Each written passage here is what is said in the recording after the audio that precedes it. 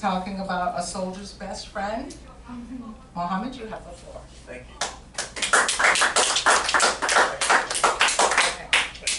My voice tends to project. I'm half Lebanese and half Arab, so I project myself pretty well, thanks to my parents.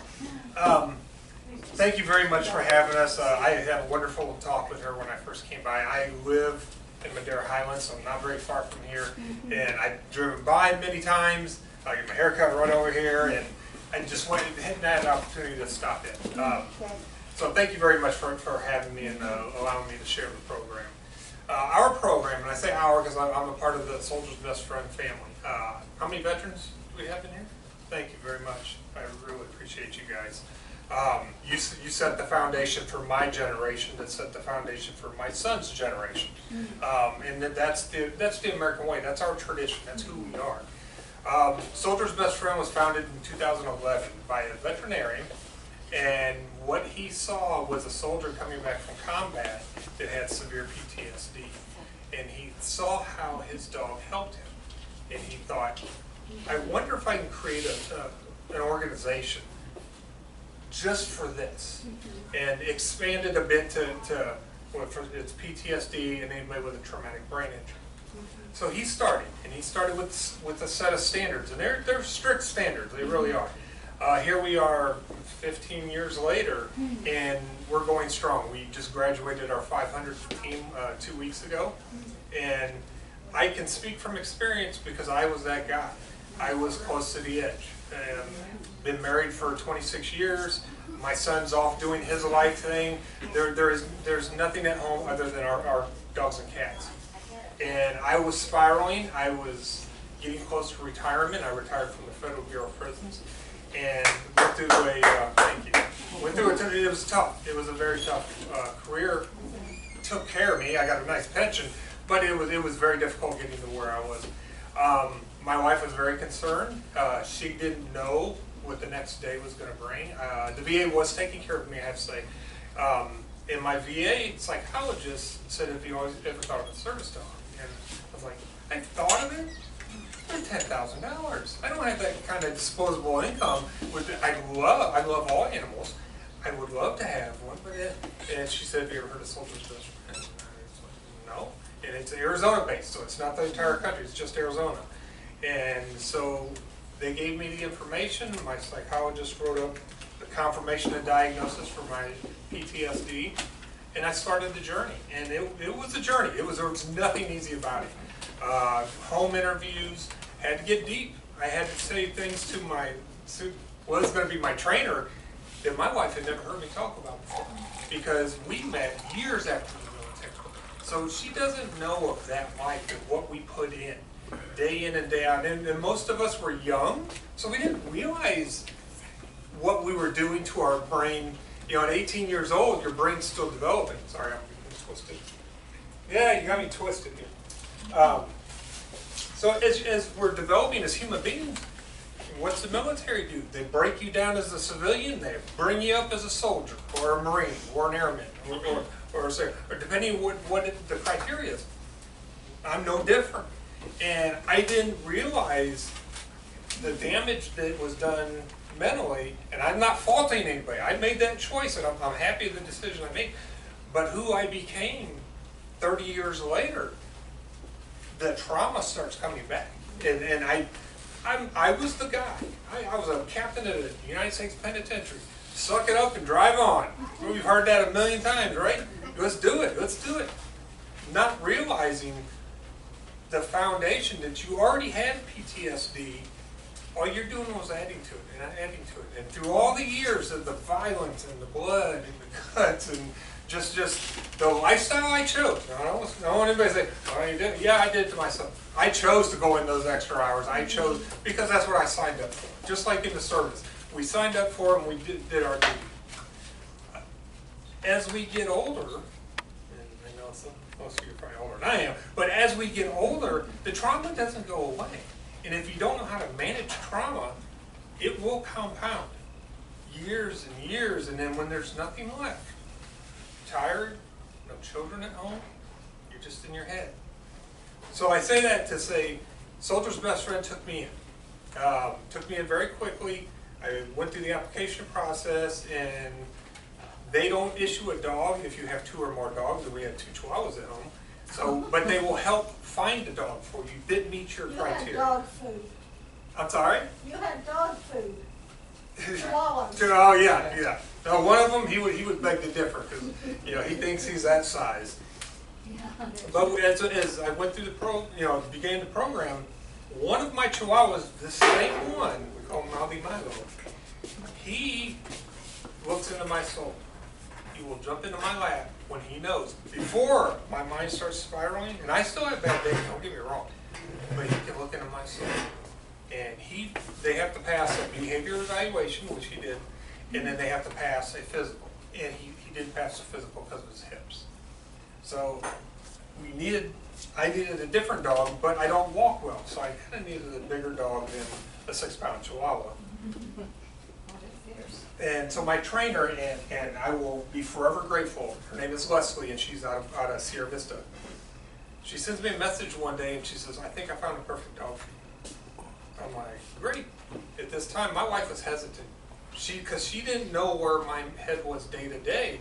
She didn't want me to sign up for something, and then we'd have another pet, and she would have to take care of him. So she was very concerned. So when I talk to veterans, I explain that to them too, that you're either all in or all out. You can't half-step this at all.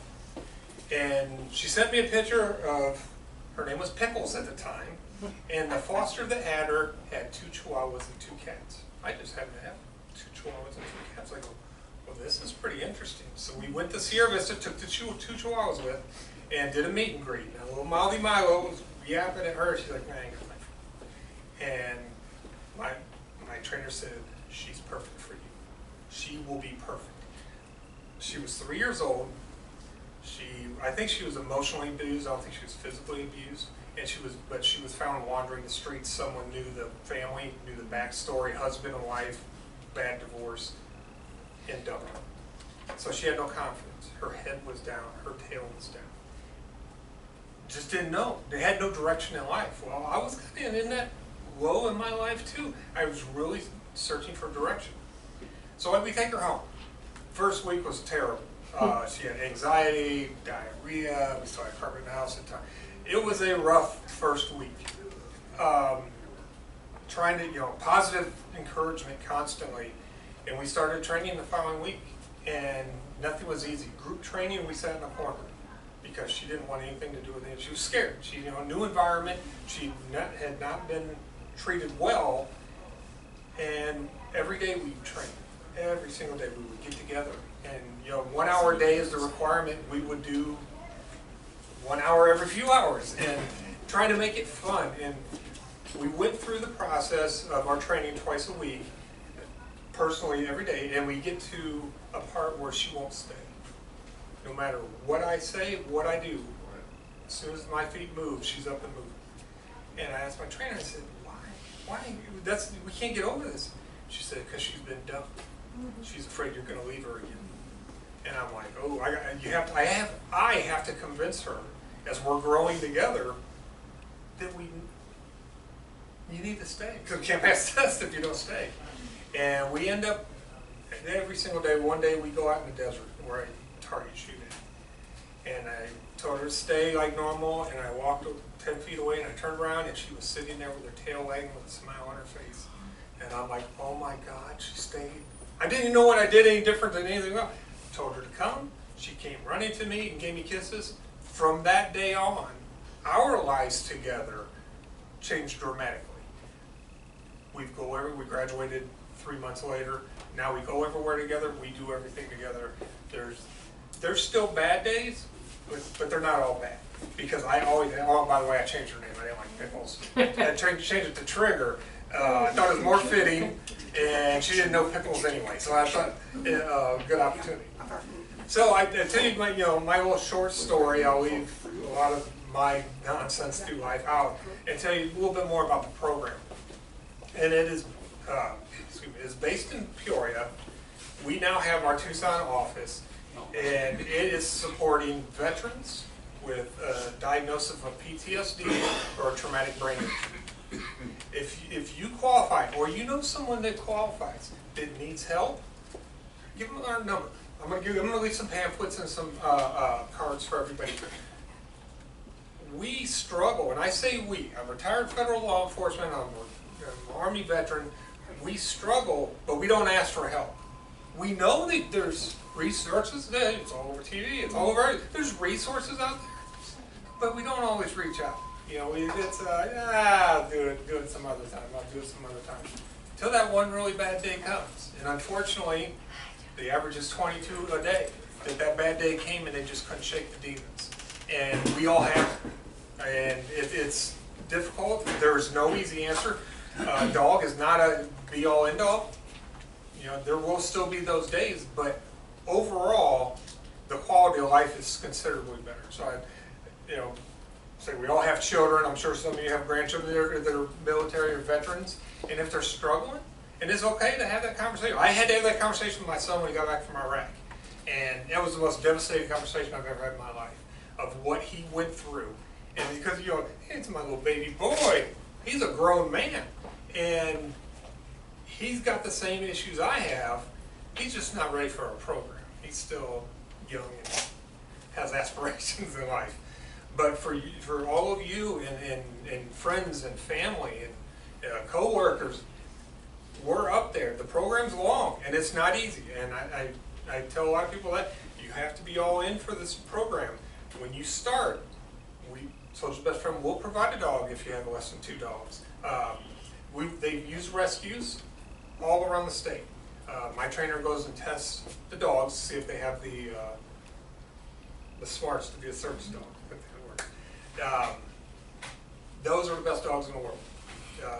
There's a prison program at Fort Grant in Perryville where they train the prisoners to train the dogs. Mm-hmm. So they now have the basics when they go to a veteran.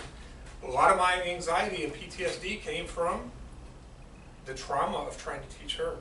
Because let's face it, when you're in a bad spot and things are negative, it's amplified in our own head. They don't have to go through that anymore. Now they're not going to all be prison dogs. Some people have their own dogs. If you have your own and you want to start the program, they're between 9 months and 3 years, and they're eligible, and they pass. We all think we all love our animals, and they're all the smartest things in the world. Some don't pass, and that's just how they're wired. That's nobody's fault.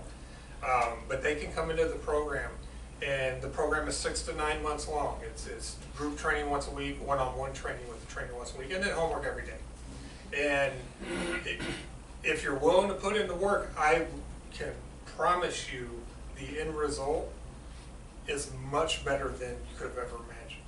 I would never have thought when we started that I would stand before people and talk about the program. I would not be here if it wasn't for the program. It really is for Trigger. We have a special bond.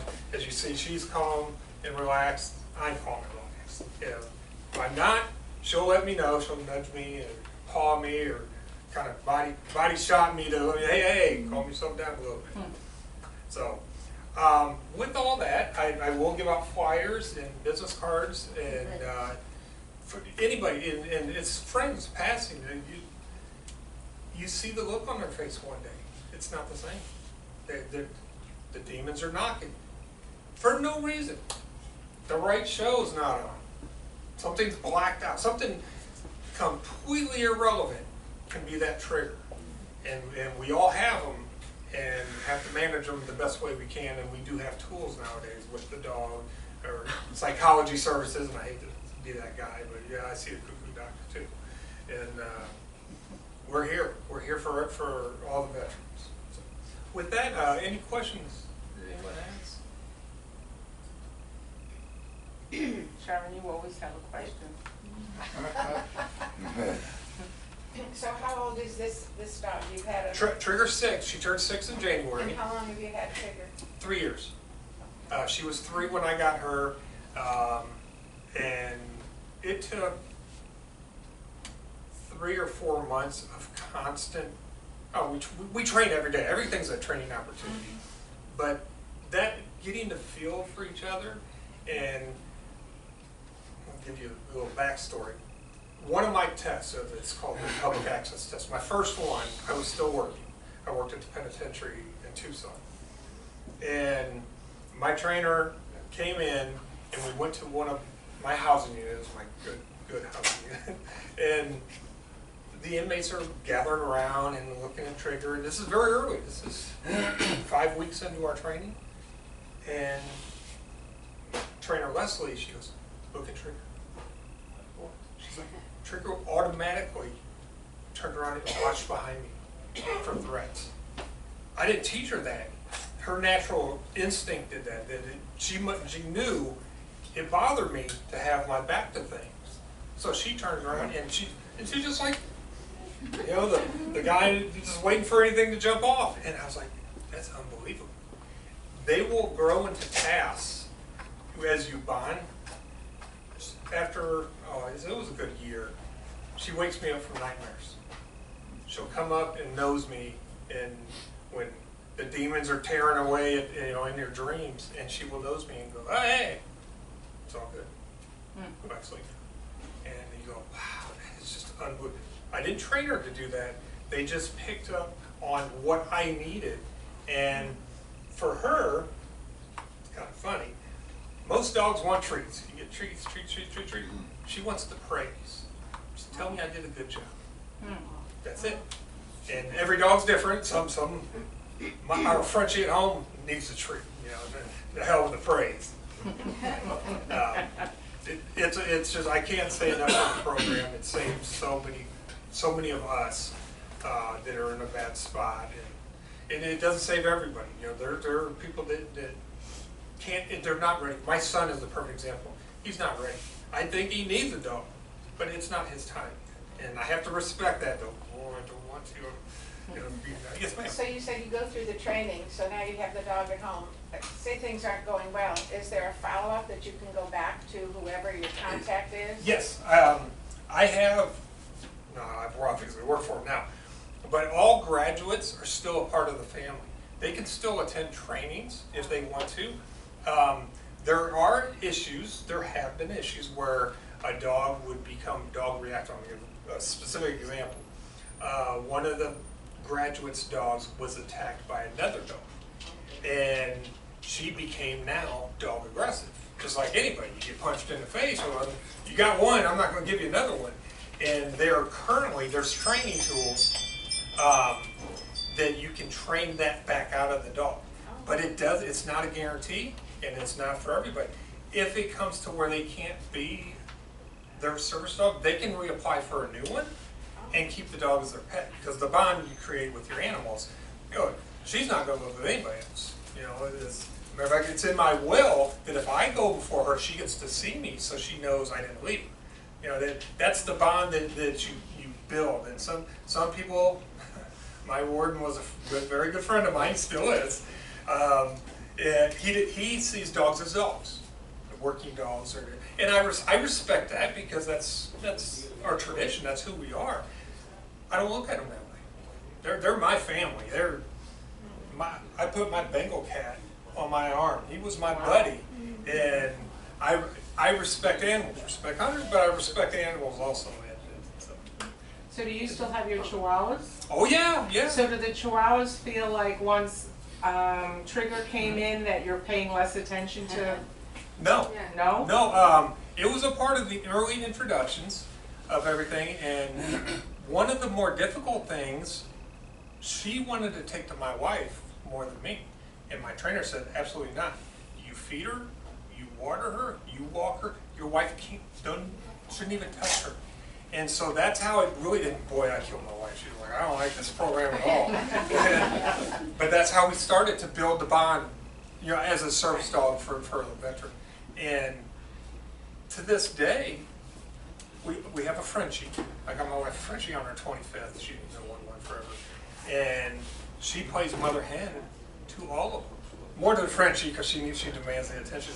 But when we get in the pool or we're sitting out back, Trigger will sit in the corner and provide overwatch for all of us. And when the little mouthy chihuahua mouths a little bit too much, she'll come to me and go, Dad, he's yelling too much. Yeah. Calm him down. Yes, ma'am. So, apologize, I came in late. No problem. So you are a veteran with PSD? PTSD. Pete Yes, was, ma'am. I'm sorry. That's okay. So, how do you know, like you said, your son, how do you know when you're ready to go through the program?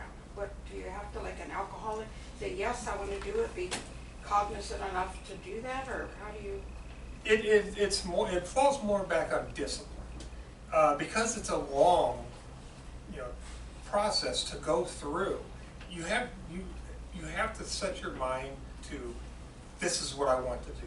And as human beings, if you're shaky on something, you're not all in. I heard a statement the other day that if you're thinking about retirement, you're already retired. And I thought, what a great analogy, because that's right. That's right. You're not really all in anymore. And I'll say the same thing for our program. You have to be all in. When I talk to guys, when I do their interviews, and I'll tell them, look, if there's any hesitation, and you're just not quite, it's okay. There's nothing wrong with that. And let's just stay in contact. We're here for you when you're ready, and you keep the doors open. Even if they fail, we had a veteran fail out 3 months ago. He'd been going through the program over a year, and he just wasn't ready. He thought he was, but he wasn't ready. And there's no shame. There's no shame in that. We've all given a lot, for God and family and country, and for us to say, shame on you, you failed that dog. No, that's not the right way. Yes, but we're just here to provide all the resources possible, and especially the ones that really need it. And there's a lot, especially 20-year war. A lot of guys came home troubled, and they don't know where to go. They don't know. The VA can say, and I go to VA. They take very care of this, but you can go to the VA and go, God, it's just something. What is, depending on your doctor. Depending on who you're talking to that day, I work for the federal government, it is dependent on the help you get. I had one of my interviews or meeting with one of my doctors, and I was in a bad spot. That particular day, I don't know, I remember what it was, somebody probably cut me off on 19. And so I'm having a bad day. And he says, the 5th floor is always available if you need. That's the psychiatric ward. That's the inpatient. And I said, thank you. And I cleared out of it just like that. I don't want to go to jail and get locked down, but he saw it in me, and I don't want to say because I'm no doctor, but you can look in people's eyes and have that real conversation. And when we do these interviews, there's a young man we did 4 or 5 months ago in Tucson, and good kid, just had a real conversation. There's nothing in his house, just a mattress in his bedroom. Doesn't have much. He needed help. That dude will be a representative for us. Well, long before he started the problem, because you could just see he wanted the dedication. We lose the mission. When you get out, there is no more mission. You have to create a mission. And a lot of us that got out, some of you, a different time than I did, there wasn't nothing for you. When you sign your name on that DD 214 when it's over, I'm going home.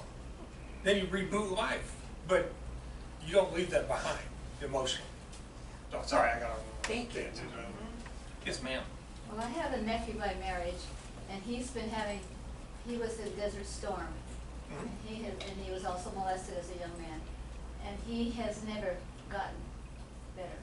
In fact, he's been in homes, and he would take himself away from them. He has been, his younger brother, who's actually a sheriff and has his own restaurant now in Lake Como, and this is in Wisconsin too, by the way, in Elkhorn. And his brother is a success, a younger brother, but the younger brother's had him in his household since he let himself out of all the different places they tried to help him. He's a reader, but I don't know if he still reads. But he smells a heavy smoker, but finally, when he can't get out anymore, his brother took the cigarettes away, so his apartment wasn't just totally poisonous all the time. But he's still really, really bad, and now there's something happening with his feet where something's coming out of them, and he's in the hospital to see what's happening, like worms or something. I mean, who knows? I mean, over there, I don't know, it was probably like every military operation. There were the burn dumps and who knows what else, the poisons. Only people that were there can tell you. poisons. I So can't he's speak like for. 60, I think he's like 60 years old now, and this has been going on for what, 45 years? That he's been in and out of, you know, treatment with the service, and then no more of that. And it's really tough. I would love to see him get help. He was such a good young boy. I knew him as a boy. He's in Wisconsin? He's in Wisconsin, Okay. Elkhorn, Wisconsin. There are programs like ours all over the country. Are there? There's others in Arizona also. But he's never had a pet to my knowledge. Now, a rescue dog, a help dog, Mhm. might be a real something for him interested. You know, and this is just, you know, all the program aside, tell him to go to a rescue and just walk through. And when his eyes make that contact, if they do, with that puppy, regardless of the dog, what kind of breed, if it's little, small, one of those massive ones, whatever it is, if they make that connection, that might be the thing that turns his life around.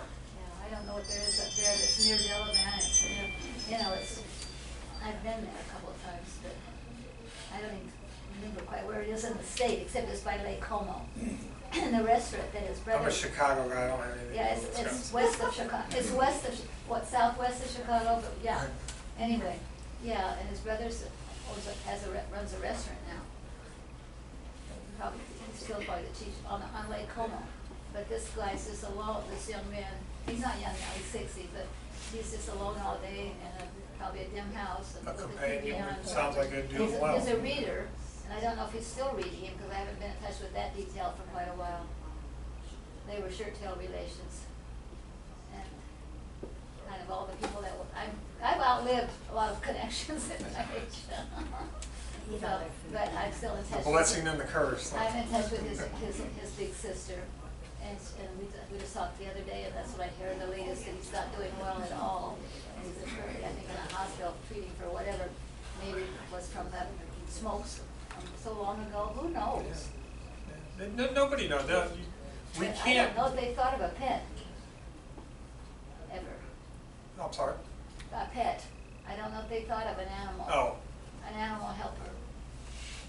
Because that might be an answer for them. that could be. I mean, he should have a lot of years left at 60, you know. I mean, I'm gonna be 88. Yeah. So, I mean, you know, That- and who knows, I haven't shut up yet. I Very agree. nice. Very nice. Agree. Very nice. That's why we love Their you. brain just teams. Yeah. Their brain just teams still. Any other questions from anybody at all about the program?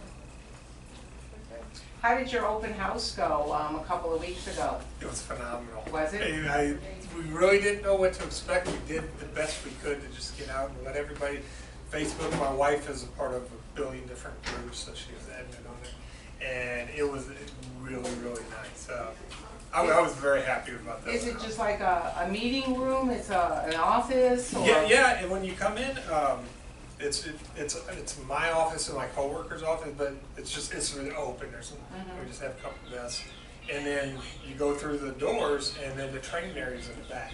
I see. And one of the draws for that location was the lady that owned it or leased the place before had a dog selling spot. She sold dog stuff, stuff my wife would buy, and she had a rubberized floor put in the back, and there's a gate going around, so so you can safely separate dogs if you need to, for training purposes. And it was just wonderful. You walked in, before we got it, I was like, it's already said there's nothing to do here, and so everything went well. I couldn't have been happier about the opening. Great.